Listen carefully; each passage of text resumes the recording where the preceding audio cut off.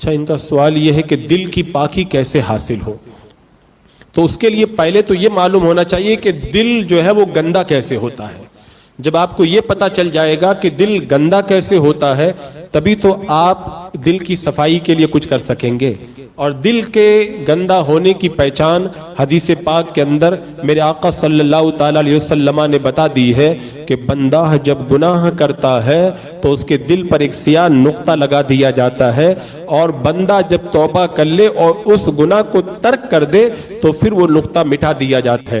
اور پھر مفہوم حدیث یہی ہے کہ بندہ جب گناہ کرنے کے بعد میں توبہ نہ کرے اور گناہ پہ گناہ کرتا رہے تو اس کا پورا دل پھر سیاہ ہو جاتا ہے، میلا ہو جاتا ہے۔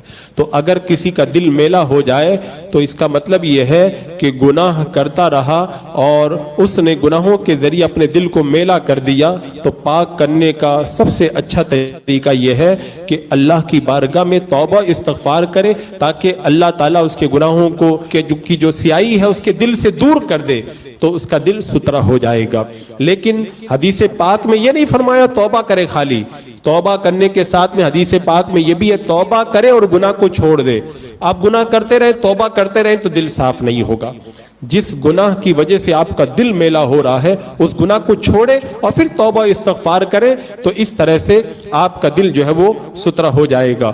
اور اسی طریقے سے ایک حدیث پاک میں ہے، اللہ کے رسول علیہ الصلوۃ والسلام نے ارشاد فرمایا کہ دلوں پر بھی زنگ لگ جاتا ہے جس طریقے سے لوہے پر پانی کی وجہ سے زنگ لگ جاتا ہے۔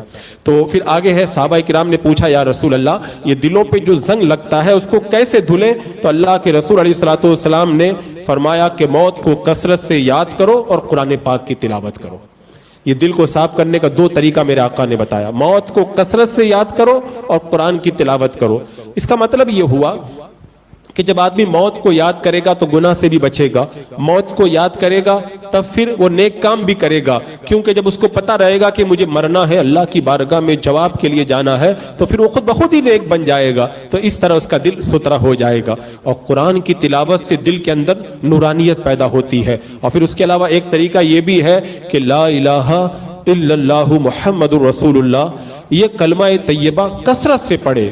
اس کلمے میں اتنی تاثیر ہے، دل کا سارا میل یہ نکال کر کے باہر کر دیتا ہے، دل میں جتنا زنگ لگا ہے سب کو یہ اتار دیتا ہے۔ اور اس کے لیے آپ کسی بھی وقت پڑھیں، بہتر یہ ہے کہ رات میں یا پھر صبح کے وقت کے اندر روزانہ اگر 1000 بار کلمہ شریف دل لگا کر کے پڑھا جائے تو امید ہے کہ 40 دن کے اندر دل کے اندر اجالا پیدا ہو جائے گا۔